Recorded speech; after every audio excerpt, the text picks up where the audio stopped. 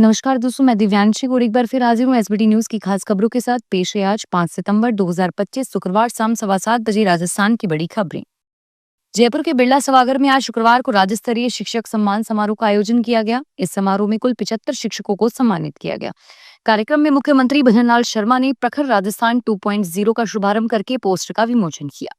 राजस्थान के मुख्यमंत्री शर्मा ने कार्यक्रम को संबोधित करते हुए कहा कि मेरा सौभाग्य है कि मुझे शिक्षक सम्मान का अवसर मिला है। हमारा गुरु एक व्यक्तित्व को गढ़ने का काम करता है। समाज का उत्थान में सबसे पहला योगदान गुरु का है। गुरु जीवन के मार्गदर्शक होते हैं। राजस्थान के डीडवाना कुचामन जिले में शुक्रवार को भीषण सड़क हादसे में एक महिला समेत 2 लोगों की मौत हो गई और वहीं करीब 20 लोग गंभीर घायल हो गए। यह हादसा डीडवाना कुचामन सड़क मार्ग पर मूलासर के पास सुबह 11 बजे हुआ। कार और बस में आमने सामने की जबरदस्त भिड़ंत हुई।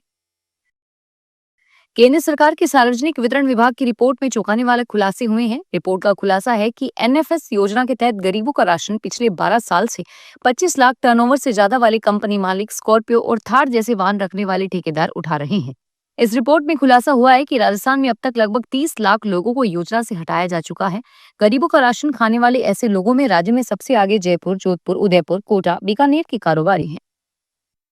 राजस्थान में इस मानसून चौतरफा पानी ही पानी है। प्रदेश के बांध लगातार रिकॉर्ड तोड़ रहे हैं।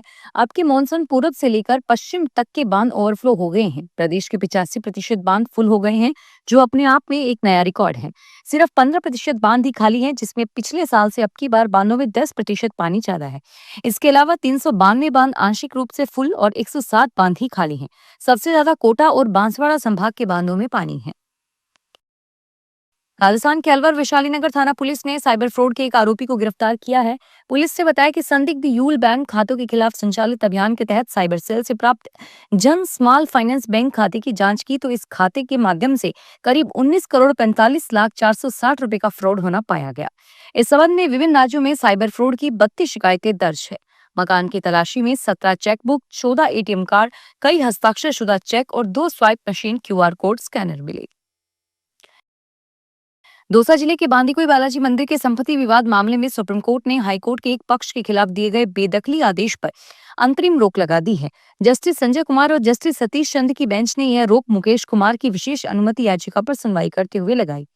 एसएलपी में हाईकोर्ट के 25 फरवरी के उस आदेश को चुनौती दी गई, जिसमें हाईकोर्ट ने मुकेश कुमार के परिवार को मंदिर परिसर से बेदखल करने का आदेश दिया था।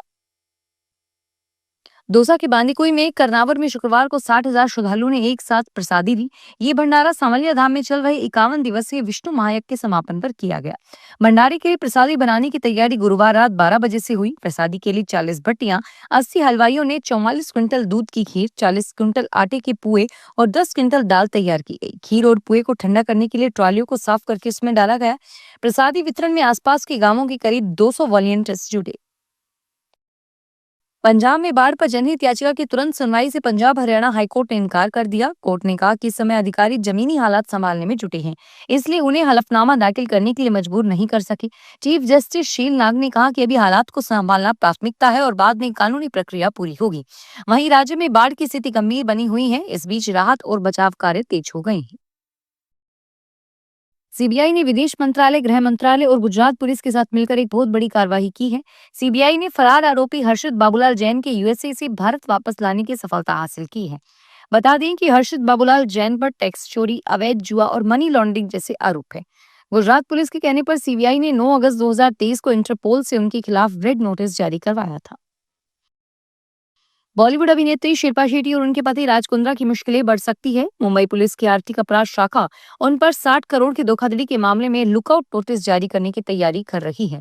इस नोटिस का मतलब है कि अगर ये दोनों देश से बाहर जाने की कोशिश करते हैं तो एयरपोर्ट अथॉरिटी तुरंत पुलिस को इसकी जानकारी देगी और उन्हें रोका जा सकेगा।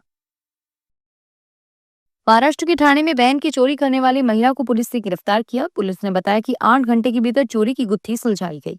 पुलिस ने बताया कि आरोपी महिला मुंब्रा इलाके में रहने वाली है। उसने फोन ट्रैप किया और मौके पर सीसीटीवी चेक किए। इसके बाद उसे गिरफ्तार किया गया। महिला से चोरी किया गया सामान और कैश बरामद हुआ है। राजस्थान प्रदेश कांग्रेस कमेटी के अध्यक्ष ने राज्य की भजनलाल सरकार पर गंभीर मुद्दों पर गंभीर आरोप लगाते हुए कहा कि विधानसभा सत्र चल रहा है और एक विषय पर ही सरकार जवाब नहीं दे पा रही है। वहीं अतिवृष्टि के कारण प्रदेश त्राहिमाम हो गया है, किसानों की फसलें बर्बाद हो गई है, लेकिन सरकार न गिरदावरी की बात कर रही है और न ही मुआवजे की बात कर रही है। हरियाणा के सतलोक आश्रम के चीफ स्वयंभू संत रामपाल को बड़ी राहत मिली है। पंजाब और हरियाणा ने सतलोक आश्रम के प्रमुख की उम्र कैद की सजा को निलंबित कर दिया है। हालांकि कोर्ट ने कुछ वार्निंग भी दी है और कहा है कि रिहाई के दौरान रामपाल न तो किसी भीड़ को इकट्ठा करेंगे और न ही किसी धार्मिक या सामाजिक आयोजन में शामिल होंगे। प्रधानमंत्री नरेंद्र मोदी ने जीएसटी में बदलाव, जीएसटी काउंसिल द्वारा मंजूर किए बड़े सुधारों की सराहना करते हुए इसे आजादी के बाद का सबसे बड़ा फैसला बताया है। इस अवसर पर मोदी ने कांग्रेस पर भी जमकर निशाना साधा। उन्होंने कहा कि कांग्रेस बच्चों की टॉफी पर भी टैक्स लेती थी, लोगों के घर का बजट बिगड़ा हुआ था। समय पर बदलाव के बिना हम अपने देश को आज की वैश्विक स्थिति में उसका उचित स्थान नहीं दिला सकते। उन्होंने इसे दिवाली से पहले का डबल धमाका बताया। पीएम ने कहा कि जीएसटी अब और भी सरल हो गया है। इसमें सिर्फ 2 स्लैब बचे हैं, 5 और 18, जिसमें हर नागरिक और व्यापारी को फायदा होगा। यूपी के जौनपुर जिले से एक चौंकाने वाला मामला सामने आया है। यहाँ रोजाना मजदूरी करके परिवार का भरण पोषण करने वाले एक युवक पर 4 करोड़ 42 लाख रुपए का जीएसटी बकाया थोप दिया गया।